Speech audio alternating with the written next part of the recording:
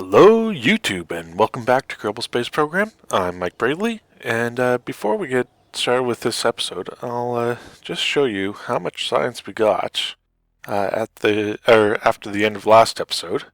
So as you remember, we were at 3,500 and a bit, just getting our science through Jool's atmosphere. Well, we raised that to over 8,000, almost 9,000 science. And that's most, if not all, the available science from the moons, except for landing. So we'll come back to this and spend that science at the end of the episode. But right now, let's go out to, well, I think we'll do Bop first.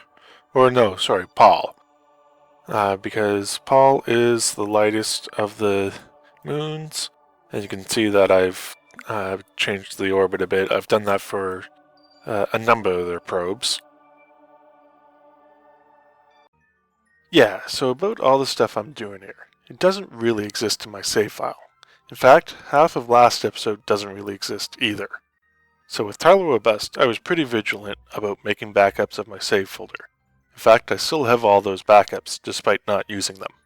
For whatever reason, be it laziness or apathy or what have you, I haven't been doing that for this save. Well, that came to bite me in the ass while recording the next episode.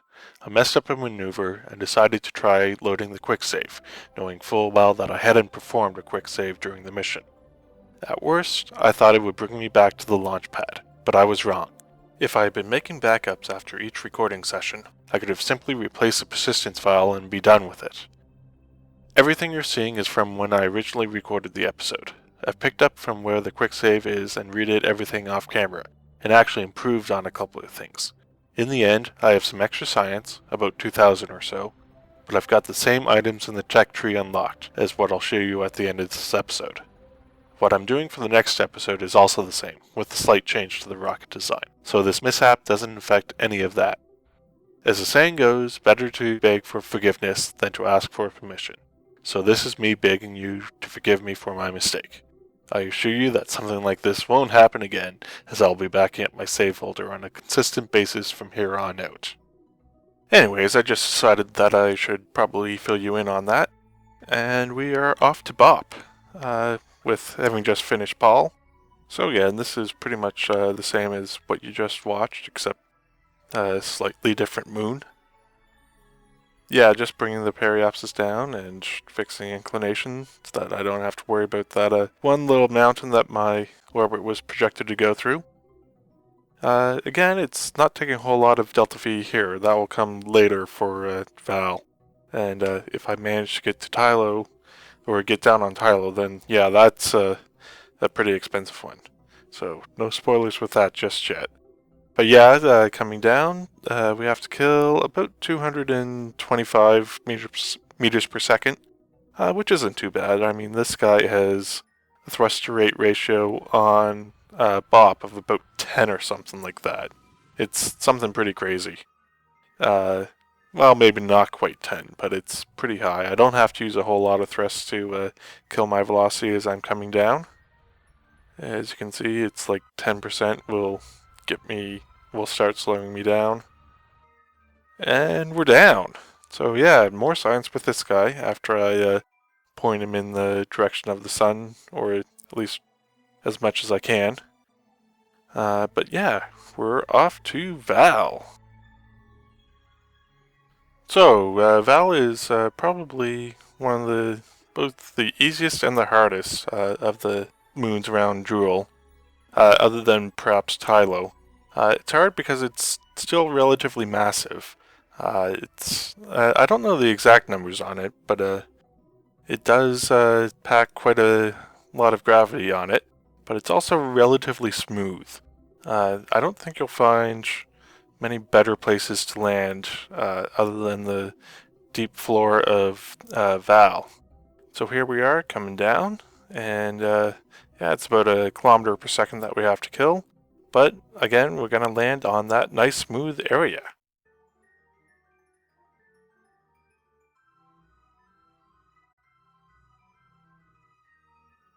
But here we go, burning off our orbital velocity. And down to 500, down to 200, and that's our orbital velocity killed. So now we just have to basically fall down to the surface.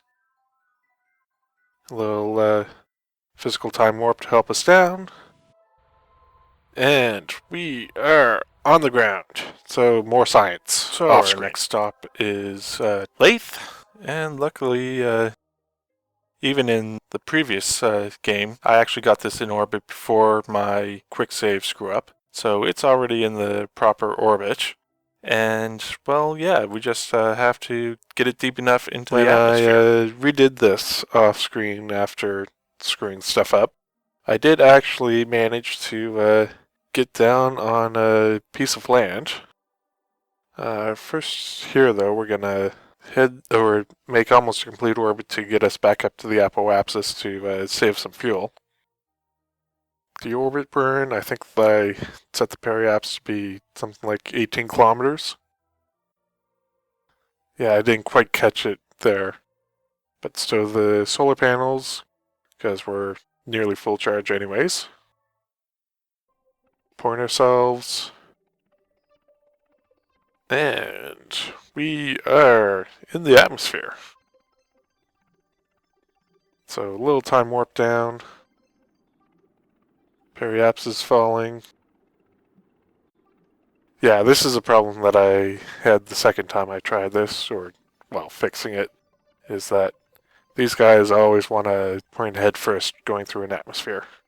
And then it takes a little bit to get it pointing with the engine out back. The thrust vectoring helps. And I opened my solar panels too soon there. And I think something else fell off, but I'm not exactly sure what. Anyways, trying to get us down, and... Yeah, that's one of the things that sucks about water is it's very unforgiving. And then, of course, we have Tylo, who has almost no fuel in the first save. Well, all it does is lower the periapsis to 94 kilometers. That's not a whole lot. So yeah, he's not landing on Tylo. So, another 3,000 or so science. Well, let's fill out this level first.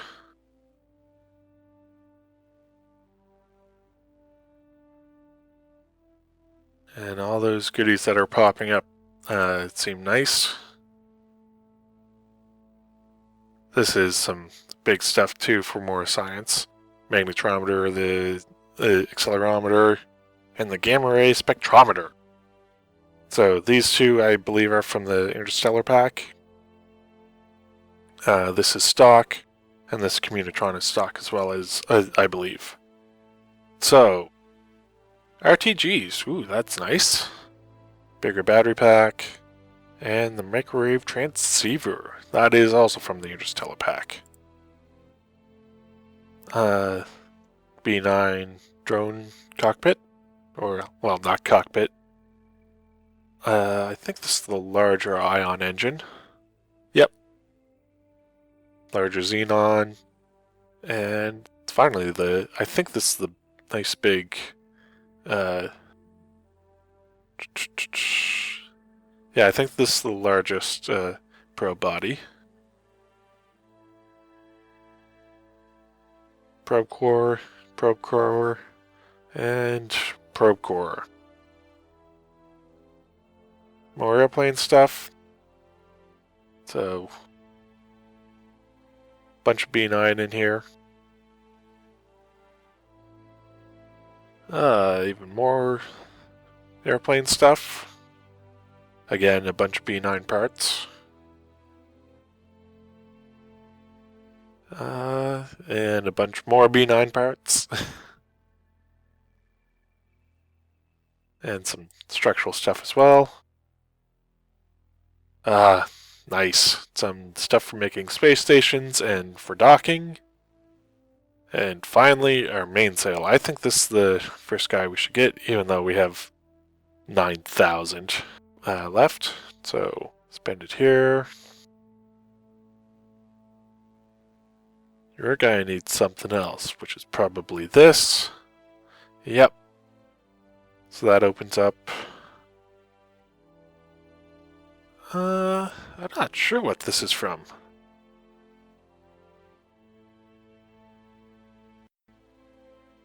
Could be Interstellar, could be B9. Or could be KSPX. But I don't have, what is it, K2 rocketry, or... Yeah, I don't have that other, parts pack installed. But this methane tank, so it's obviously, this is obviously, Interstellar. So I'm guessing this is Interstellar as well.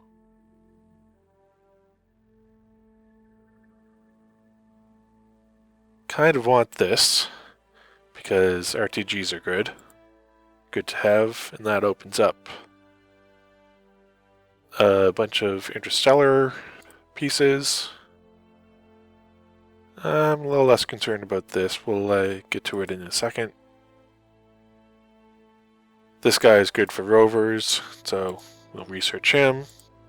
That opens just another rover, or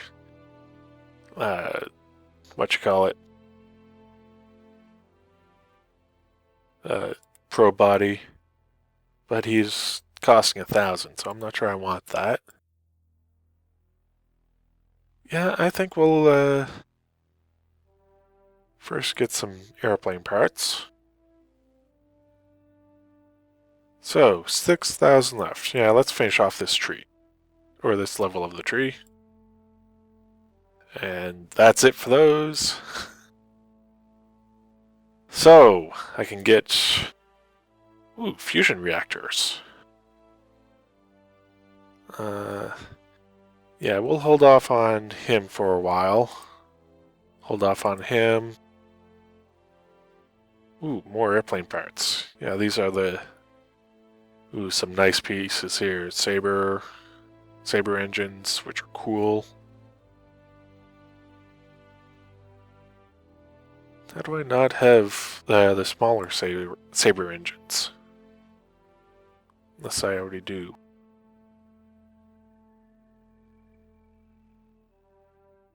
Because that's one of the big ones.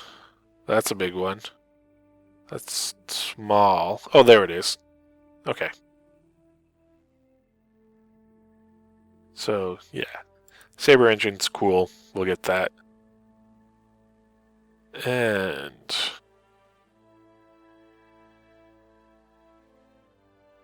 So, this is antimatter, which I'm going to need later. Or fusion.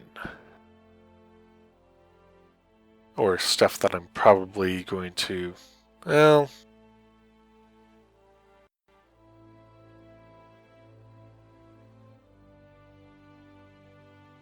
Yeah, I don't think I want these just yet. They're going to be interesting and useful definitely down the road.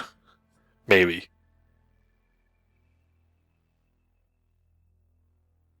See, I have a feeling this is going to lead to something, which means I should get it.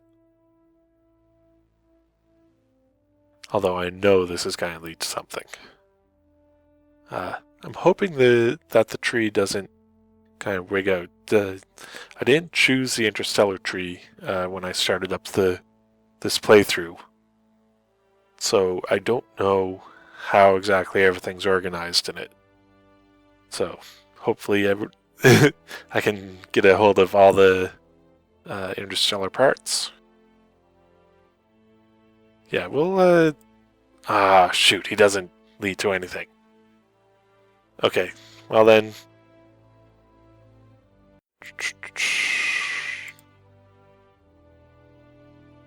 Yep, we'll go with antimatter because he is going to lead to something. Yeah, and it's probably this guy that's going to lead over there as well. Anyways, that's just about it for today's episode. And remember, if you liked the episode, please leave a like. It really helps me out. And if you want to see more, don't forget to subscribe. I'm Mike Braedley. This has been Kerbal Space Program. I'll see you next time.